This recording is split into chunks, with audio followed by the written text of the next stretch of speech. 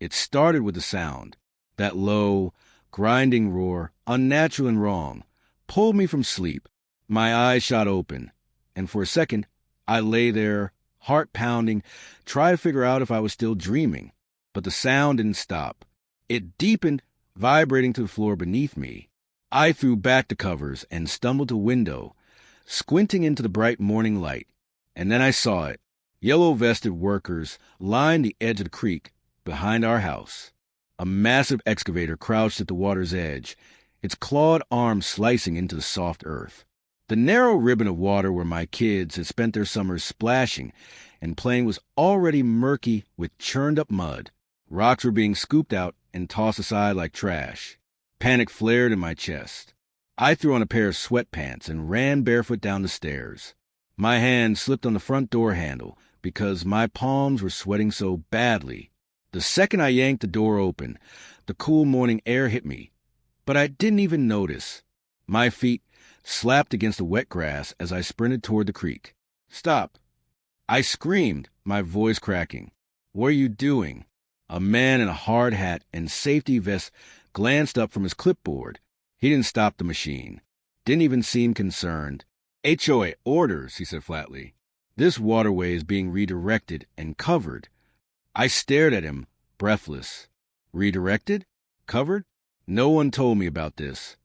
The man shrugged. "Take it up with Mr. Reynolds." James Reynolds. Of course. My heart was pounding so hard I could barely think straight. My daughter Emma and my son Tyler had spent countless afternoons in this creek, catching tadpoles, building little boats out of leaves, laughing as they chased each other along the bank. I stood there frozen as the excavator's claw plunged into the earth again, ripping through the soft ground with a sickening crunch. "Please," I whispered, "you can't do this." But the man had already turned back to his clipboard. A surge of helpless anger flooded my chest. My hands curled into fists at my sides. Reynolds was behind this. I knew it, and if he thought he could destroy something that mattered this much to me without a fight, he was wrong. I didn't even bother putting on shoes. I stormed across the street, still barefoot, my heart racing so fast it made me feel dizzy. James Reynolds' house sat at the end of the street. A towering white colonial with symmetrical windows, flower boxes full of perfect red geraniums, and a driveway so clean it practically sparkled. I rang the doorbell. Hard. Then I rang it again. The door opened slowly, and there he was, James Reynolds, standing in his khaki shorts and pressed golf shirt, smiling faintly like he'd been expecting me. "Ah," he said, "I see you've noticed our neighborhood improvement project." "Improvement?" My voice shook. "You're destroying a natural habitat. Why wasn't I notified?" Reynolds' smile tightened.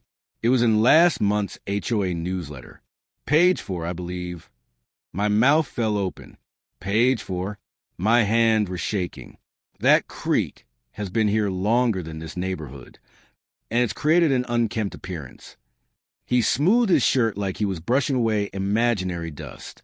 The board voted unanimously to redirect it and landscape the area with decorative stones. I could feel my face burning. Unkempt appearance? My voice rose.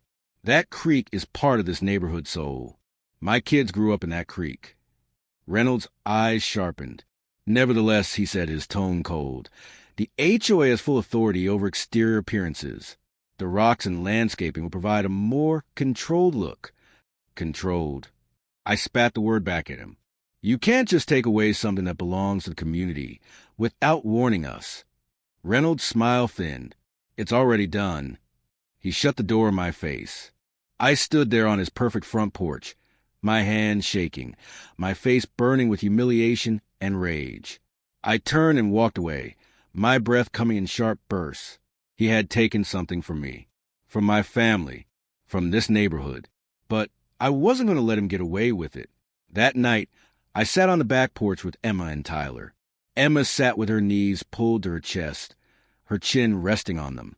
Her hair was tangled from the wind, and her face was puffy from crying. Tyler sat in the grass, poking at the muddy ground with a stick. Why would they do this? Emma whispered. I rubbed my hands over my face. I don't know. Tyler lifted a rock and tossed it into the remaining puddle. It sank without a ripple. Freddie's gone. Emma's head snapped up. Freddie? The frog. Tyler's voice was small. He probably got crushed. Emma wiped at her eyes. I hate them. My throat tightened. No, you don't hate them. Then why do they hate us? Tyler's voice cracked. I couldn't answer that. All I could think about was how many hours I had spent sitting by that creek after my husband died, listening to the water, letting it remind me that life, even after it's shattered, keeps moving forward. That creek had been healing for all of us, and now it was just gone. I stared toward Reynolds' house in the distance. His porch light was on. His house looked so perfect, so untouched. A deep sense of wrongness settled in my chest. He'd taken something that wasn't his to take, and I wasn't going to let it stand. The next morning, I drove straight to the county records office. I wasn't even sure what I was looking for. I just knew there had to be something. Some detail Reynolds had missed. Some mistake. The clerk, an older woman named Doris, sat behind a cluttered desk, adjusting her reading glasses. HOA trouble? How'd you guess? She smiled faintly. Honey, HOAs think they're little kingdoms. We pulled up the digital maps of Pine Haven Meadows. Lot lines, easements, and development plans filled the screen. Mostly confirmed what Reynolds had said. The HOA had broad authority over exterior appearances. But then, wait. I leaned closer, pointing to a line that ran behind a row of houses along the eastern side of the neighborhood. What's this? Doris adjusted her glasses. That's the emergency access road. It's not entirely HOA property. Part of it belongs to the adjoining lot owners. My heart skipped. Meaning me? She nodded, up to the center line. So, I sat back, smiling for the first time in days. I could park something there, as long as you don't block emergency access. My mind raced. A plan was already forming. Doris, I said, you've just made my day. That afternoon, I called my cousin Derek. How many trucks can you spare? Derek's laugh was slow and suspicious. Why? Because I need to make a point. The next morning, 5 gleaming semi-trucks rolled into Pine Haven Meadows. Derek and his drivers followed me to the emergency road behind my house. I directed them as they parked in a stagger formation, just enough room for an emergency vehicle to pass, but impossible for normal traffic to get through easily. An hour later, my phone buzzed. Reynolds' name flashed on the screen. What the hell do you think you're doing? His voice was sharp. Exercise my property rights, I said. According to county records, that road belongs to me. This is retaliation. I smiled. Did you not see the notice? It was on page 4. The silence on the other end was the most satisfying sound I'd heard all day. He thought he could control me. He was about to learn just how wrong he was.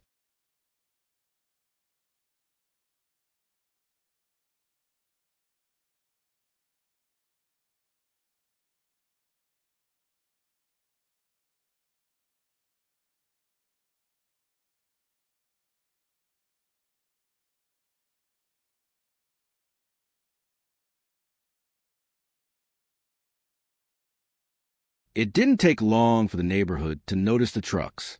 By mid-morning, a small crowd had gathered at the end of the street, arms crossed, faces tight with annoyance. The low rumble of the truck engines mixed with the buzz of tense conversations. I was standing in my driveway, sipping coffee and trying to look calm, even though my heart was hammering in my chest. I knew what was coming. Elaine Walker was the first to break from the group and march toward me. Her blonde bob barely moved, and she wore her usual press slacks and pearl earrings. Rachel, she said sharply, stopping at the edge of my driveway. We need to talk. I set my coffee down on the porch railing. Good morning, Elaine. She ignored that. My husband had to park at the community center and walk home last night, in the rain. I bit the inside of my cheek to keep from smiling. That sounds inconvenient. Inconvenient? Her eyes flashed. You need to have those trucks removed. Immediately. I crossed my arms. Actually, they're parked on my property. It's legal. Elaine's mouth pinched. This is childish, Rachel. No. My voice sharpened. What was childish was ripping out a natural creek without telling the people affected.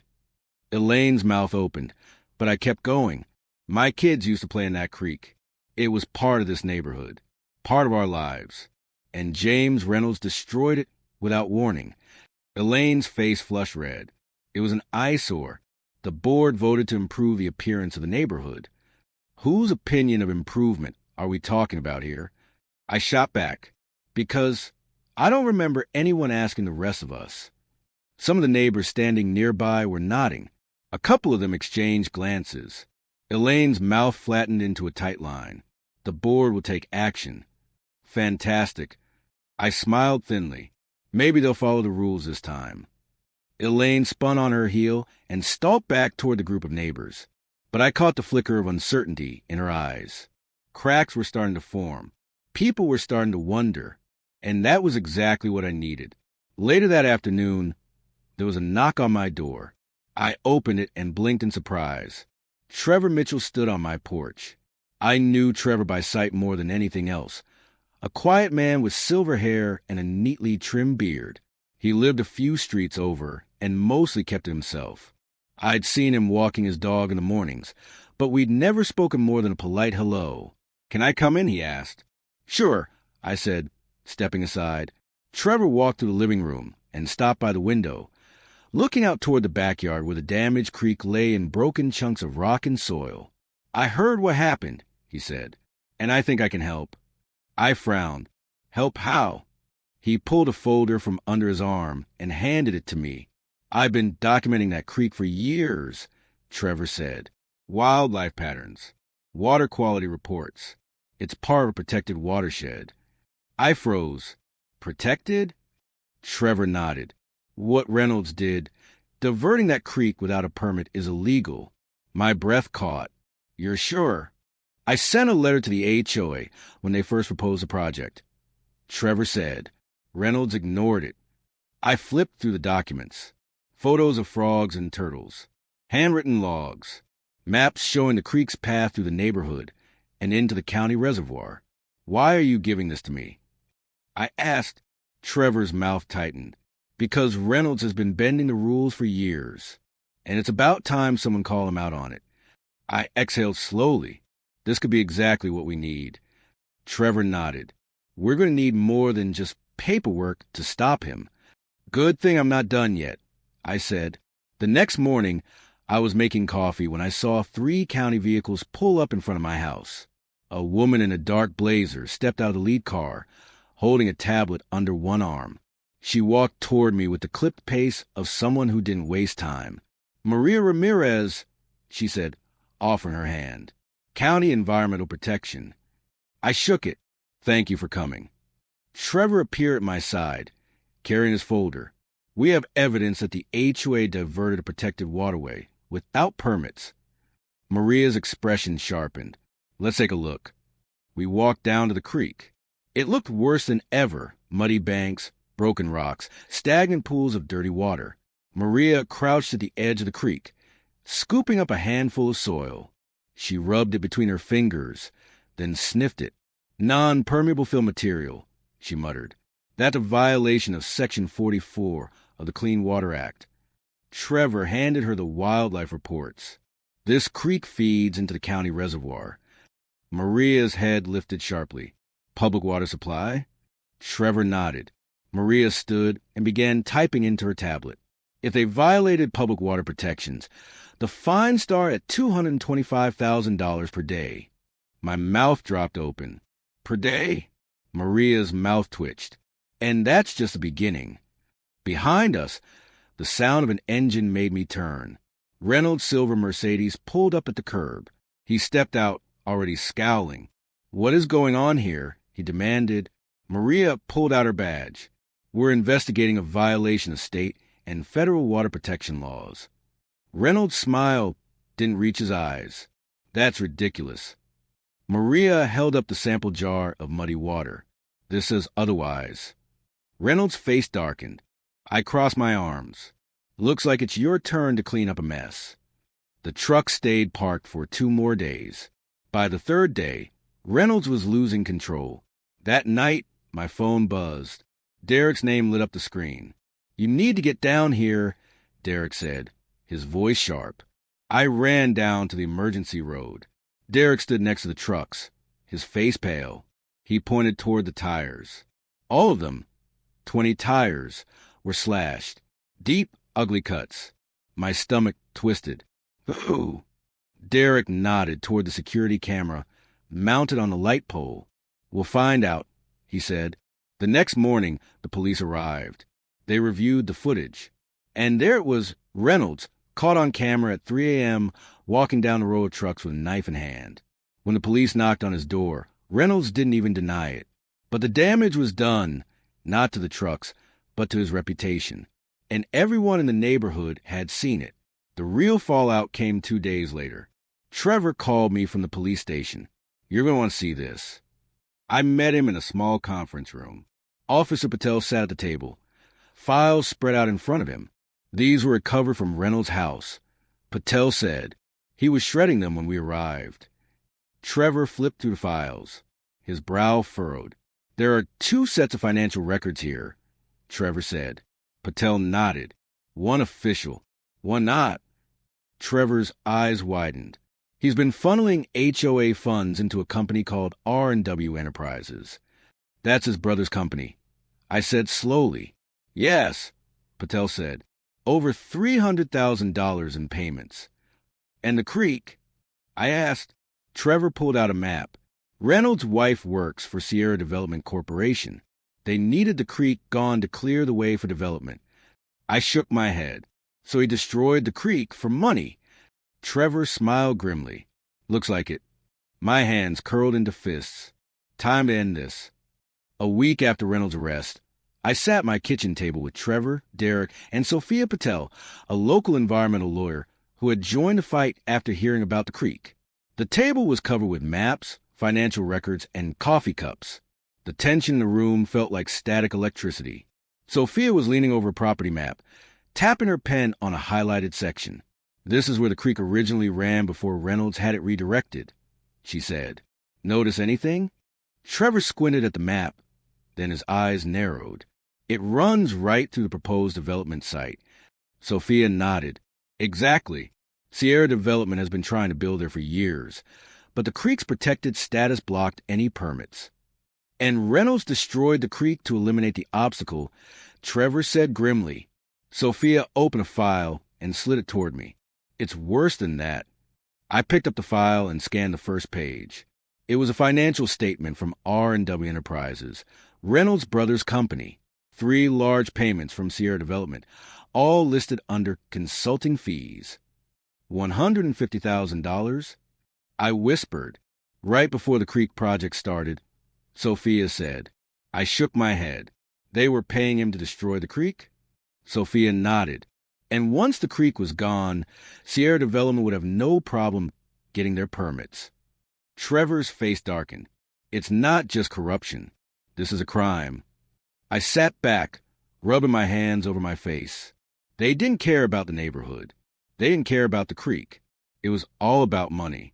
Derek leaned back in his chair. "So, what now?" Sophia's smile was sharp. "We take it to the county. With this evidence, we can stop the development. And with Reynolds facing charges, the HOA won't have a leg to stand on." I felt the tightness in my chest start to ease. For the first time in weeks, I could see a way out. "Let's do it," I said. The next HOA meeting was nothing like the ones before it. The community center was packed. Standing room only. I'd never seen so many neighbors show up. People were crammed into every corner, sitting on the floor, standing along the walls. There was a nervous energy in the air, like everyone knew something big was about to happen. Elaine Walker sat at the head table, standing in for Reynolds. She looked nervous, her hands fidgeting with the edges of her papers. "As acting president," Elaine began, her voice trembling slightly, "I'd like to address the recent disruptions." A murmur rolled through the room. I could see people glancing at each other. Some of them were already shaking their heads. Elaine cleared her throat. While the board remains committed to maintaining the integrity of Pine Haven Meadows, we must also... Enough? A voice called from the back of the room. I turned and saw Mrs. Abernathy standing with the help of her cane. Her silver curls framed her face, and her eyes were hard. "We've had enough of being controlled," she said, her voice steady. "We want answers." The murmur grew louder. Elaine's eyes widened. "I assure you—" "No," Trevor said, standing. He walked toward the front of the room and held up a folder.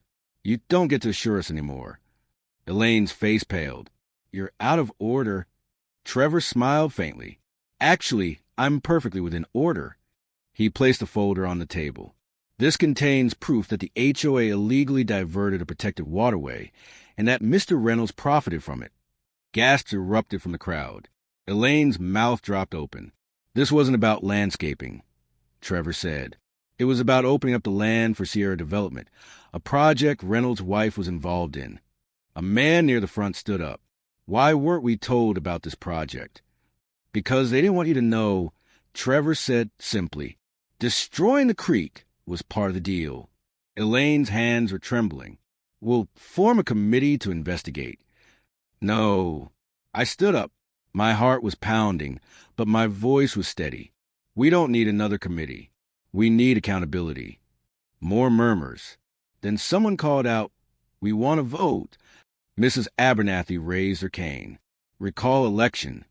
Elaine's face tightened. You can't do that." Trevor smiled. "Actually, the bylaws say we can." Hands started shooting into the air. People were looking at each other, nodding. Elaine's mouth twisted. "This is outrageous." "It's democracy," Trevor said calmly, and for the first time in years, it actually felt like one. 2 days later, Trevor and I sat at my kitchen table, reviewing a letter from the county. "They're funding the restoration," Trevor said, setting the letter down. "They'll put the creek back." I leaned back in my chair, exhaling hard. "Really?" Trevor smiled. "Really?" Derek grinned. "So, the trucks can finally go?" "Yep." Trevor's smile widened. "But not before we get them to deliver something useful." That afternoon, Derek's crew parked the trucks one last time and unloaded pallets of stone, soil, and native plants. Neighbors started showing up with shovels and gardening gloves. Mrs. Abernathy arrived with homemade cookies and lemonade. Even Elaine showed up, looking sheepish but determined. "I suppose it's never too late to be part of the solution," she said. Mrs. Abernathy handed her a trowel. "Welcome to the team, dear." As we worked, I saw Tyler kneeling at the edge of the water. He cupped something carefully in his hands. "Mom!" he shouted. "Freddie's back." I crouched down beside him. A small, green frog sat in his palms, blinking in the sunlight. "He survived," I whispered. Tyler smiled. "Yeah, he made it." So had we. The trucks were gone by the next morning. But the work was just beginning. Trevor took charge of the environmental committee, guiding the restoration project. Sophia worked with the county to secure protections for the creek. And the neighbors, the same ones who had once grumbled about the creek, were suddenly showing up to help. Catherine Reynolds even volunteered to help with the planting. She showed up wearing jeans and a t-shirt, her hair pulled back into a ponytail. "I used to teach environmental science," she told me, "before James thought it wasn't prestigious enough." "You were a teacher?" I asked, surprised. She smiled. "It feels good to get my hands dirty again." Tyler and Emma ran along the bank, laughing as they splashed each other with the creek water. It was starting to look alive again, reeds sprouting at the edges, frogs and dragonflies returning. It felt right. It felt like home. The recall election wasn't even close. Trevor was elected HOA president by a landslide. I was appointed head of the environmental committee. Sophia became the neighborhood's legal advisor. Reynolds left town quietly after accepting a plea deal.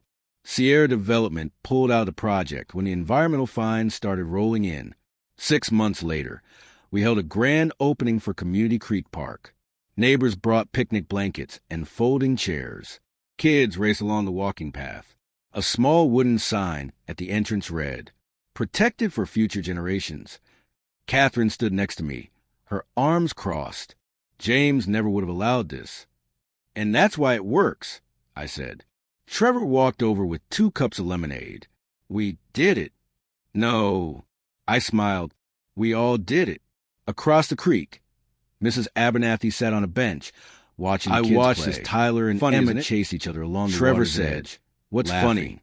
That sometimes losing the creek, you have to realize how much matters.